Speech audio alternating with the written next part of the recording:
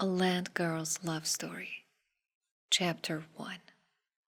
Man Made the Town. What's this dull town to me? Robin's not near. What was it I wished to see? What wished to hear? Where's all the joy and mirth made this town a heavens on earth? Oh, they are all fled with thee, Robin Adair. There, I told you what kind of a young man he was, Joan. I only groaned, my elbows on the breakfast table and my head buried in my hands. What does it matter what kind of young man he is, when you're in love with him? He is a beauty, declared my chum Elizabeth. She pushed back the letter which had come as such a knockout to me. Who's this Muriel who writes to tell you that she's just seen Harry Markham off to Salanoka, when you didn't even know he'd got his orders? It's Muriel Elvey. I introduced him to her myself at the theater about a fortnight ago. I explained, stunned. That very pretty girl who was at school in Germany with me. I didn't know they'd met again. He didn't say goodbye to me. Rutter, snorted Elizabeth boyishly. But some of us would rather be happy with a charming Rutter than be bored for life by one of those prigs who never do anything wrong. Haggardly, I stared at that letter with its gold-printed Muriel at the top, its whiff of chamonade. Little Elizabeth scowled sympathetically. She always had had a grimace for the name of Captain Harry Markham, who had been my idol for the last year. A Rutter. What difference does that make? For that year life was a whirl of thrills and pangs because of one young soldier man's black eyes and red tabs. At first, it was all thrill.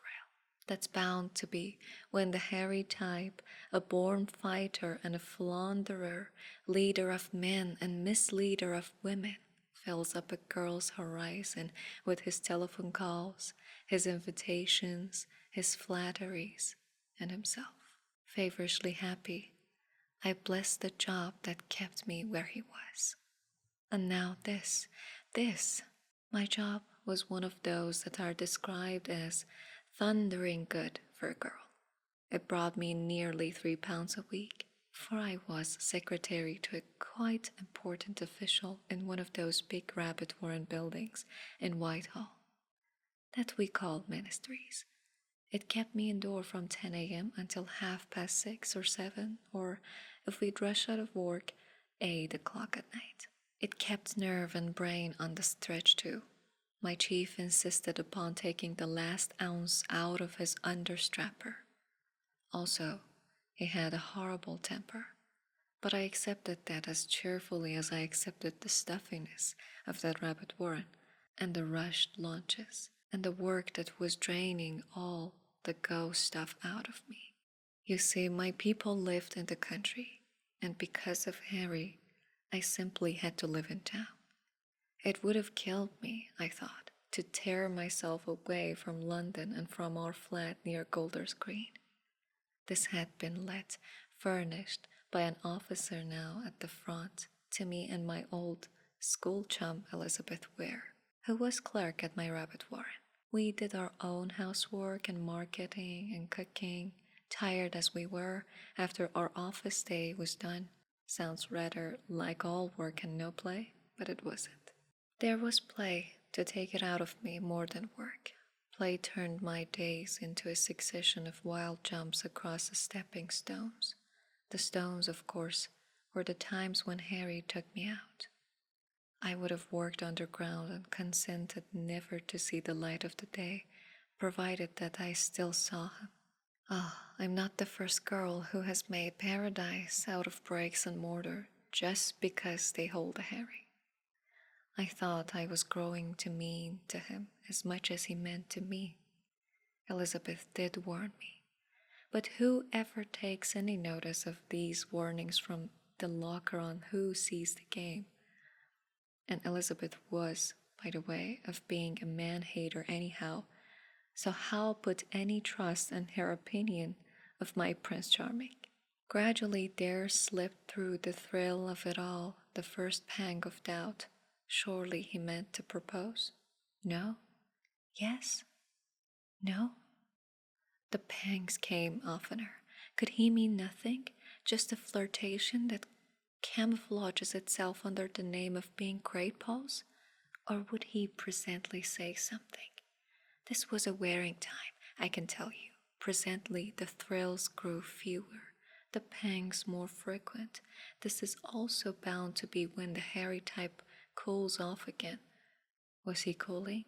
Wasn't he? A seesaw of agony? Slowly zest and color began to fade out of the life that saw less and less of the young staff officer whose fancy I had amused for some months. Hope dies hard. Then a whole fortnight, this last one, went by without a sign from him. I hoped on wildly that something would happen, and finally, this very morning, something had happened with a vengeance. It had killed hope with a sledgehammer. Devastating news came from the girl to whom I'd introduced him myself. I might have known that Harry, the susceptible, would fall to Muriel's lovely little Lily Elsie-like face. At that German school they had all raved about it. I remember walking down Unter den Linden. Muriel's had always been put between the two severest governesses, and even so the tightly uniformed Perusian officers had followed and had jostled us in passing to try to steal one glance from the Bildhübsche in Glendron's demure big eyes. So those eyes had been the last into which Harry had smiled before he left Blightly again. I had never had another look. I, who adored him, who had been given to suppose that he returned it. Harry had gone without a goodbye. Well, it was all over, finished, napoo. I was left to make that I could. I was left to make what I could of the situation. What could I do? Apparently nothing, but gulp down my sugarless tea, push aside the staleware bread with its one scrape of margarine that represented my breakfast, and set off for my day's work, leaving Elizabeth to wash up. She had a day off from the rabbit warren. I wished I had. I scarcely felt like coping with the office. Poor old kid. Such is man, grunted Elizabeth. You look absolutely played out. Do I? I needn't ever bother again about how I look. That's one comfort. I sighed as I crammed on my hat. This had an impertinent little wreath of colored buds, and was lined with rose, because Harry said pink next to my face always suited me. I'd bought it to wear up the river with him. Oh, the pathos of these hats, these pretty frocks that have been specially bought for some men. Long after that man has ceased to care a button what one wears, the hat is still fresh. The frocks seems to go on and on. Things remain. It's the people who change. I must have changed too. After a blow in the face like that, what had it done to me?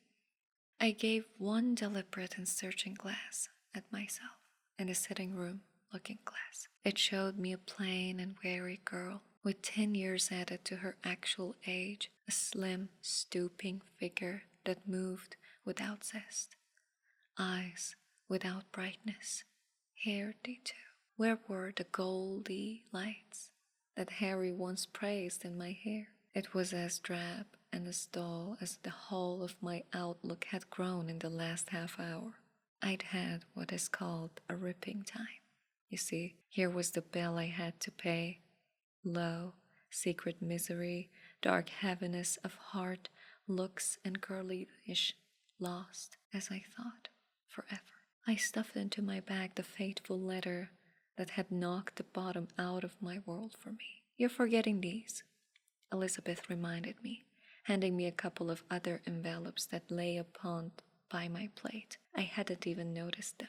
Haven't I? I said, pocketing them as I dashed down the 4 flights of brass bound steps from our flat to the entrance. There was no sign that either of those unopened letters held anything out of the ordinary. In my own mind, I had no presentiment of wonder to come. I thought I knew my fate.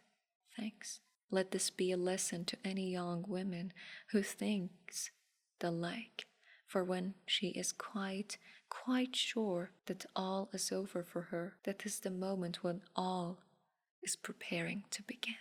Here I've given you my picture as I was all those weeks ago. Now skip those weeks and see the contrast.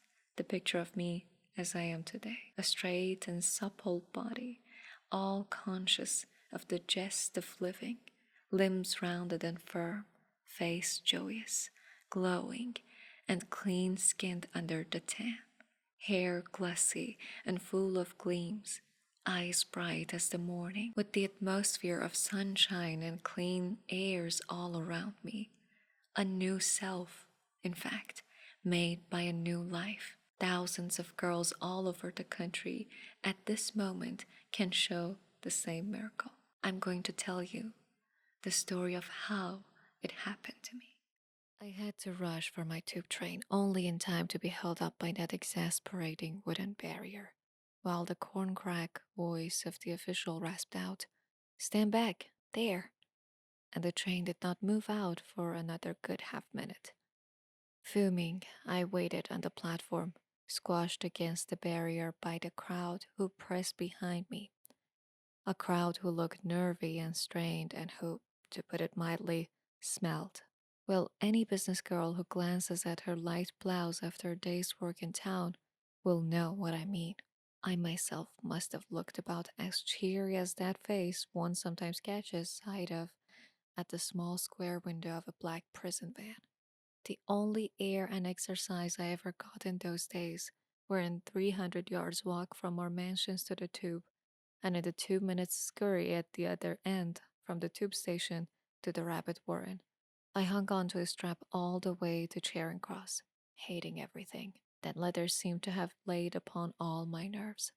They were jarred by the jostling passengers, by the conductor's raucous shouts, by the very advertisements of patent medicines and boot polish on the tube walls, by the steps, the lift, in fact, everything to do with the loathsome journey. At the office, I got a black look from my chief, Mr. Winter, and a stinging comment on my lateness. I'd had them before, but then I'd scarcely noticed them. Now the daily round seemed unbearable. When I had Harry to look forward to in the evening, it scarcely mattered how my day was spent. But now, yeah, gods, I suddenly found everything rankling. To look of the rabbit warren's dingy corridors and annexes, the click of the typewriters, the wear of the telephone bells, and the cockney accent of some of the workers. And worst of all was the inevitable office smell, made up of so many horrors. I put them in their order of unpleasantness. The hot iron of the water pipes, ink, dust, common yellow soap, the sink, stale office towels, cigars. All this sounds an unmitigated grouse, but I have to get it over, showing you the perfectly revolting time I had. Sunlight and sweet air have since streamed into my days, but how can I forget the stuffiness of Mr. Winter's room? Can't we keep that window shut? Was my chief's motto. The one extremely grimy window gave on to Whitehall, and to open even crack of it let in all the noise of the traffic. Can we have that window kept shut? The last word rang out like the crack of a whip almost before I got in on this particular morning. I shut the window and got to work, suddenly wondering, shall I go on like this until I'm 80? My job for that beastly morning was to check long columns of figures on blue paper, with a form number at the top from duplicate lists. Thrilling. My eyes swam and my head throbbed as I muttered to myself over the table £9,365, 19 shillings and a penny. £9,365, 19 and a penny. Tick off. £2,410, 11 shillings, and so on. The lists almost invariably tallied, but one dared not risk an error. 9,300 and what a life! I saw it now, as it was. That letter had opened my eyes. Oh, to get away from it all. At lunchtime, I went out. Avoiding the chattering throng of girls, it was one of those sultry early spring days that seem hotter than July. All the luncheon places were as full up as the tube had been. I could not wait for a seat in that atmosphere of not too cheap but nasty food. Eggs that were fresh in places, badly poached, on toast limp with water, and never a suspicion of butterfish that had said goodbye to the sea many days ago, or burnt pieces of bacon swimming in thin fat, all these presented unplateable realities, which I felt absolutely unable to face that day of days. Sickened, I turned back into the glare of Trafalgar Square. I sat down, listlessly, in the only patch of shade that I could find on the steps of National Gallery. I looked across the bone dry fountains where wounded soldiers were swinging their bluer trousered legs. I gazed gloomily past the Nelson column, down Whitehall, with its buses and people, ants on a human ant heap, struggling for life. But was it worth living? Deep in my heart, the thought persisted. I must get out of this. I can't stand it. How can I get away? Half consciously, my hand went for my back to feel for the letter that had blackened existence. I hadn't looked at it again since Elizabeth had indignantly pushed it back to me. My fingers met the two other letters, not yet opened. May as well see what they are, I thought, darily. One was a rather terrifying bill for shoes. Well, it would be the last of its kind. It's love that comes to ruinously expensive and nice shoes and stockings. The other was in a clear, strong handwriting that I didn't know, and it had been forwarded on from my home. I opened it. Picture me a speck of navy blue and white on the gray steps, London glaring and blaring beyond me, and in my hand a scrap of paper, the second letter that was to fall upon me like a thunderbolt. First, Muriel's about Harry, now this. I'd been actually carrying it about with me all the morning unopened. Checked by Joel with that other letter. Listen to it. Except that it was dated from some barracks. I didn't notice the address. My eye had at once caught the first sentence. My dear Joan, they say a woman never forgets the first man who has kissed her. Wouldn't those words give any girl a jolt? They startled me, even in my stricken state. The first man who'd ever kissed me? But the first and only man had been Harry himself. What on earth was the meaning of this? In a stranger's handwriting. It went on. That is why I have the cheek to write to you. Now you'll turn to the end of this letter to see who I am. Exactly what I found myself doing breathlessly.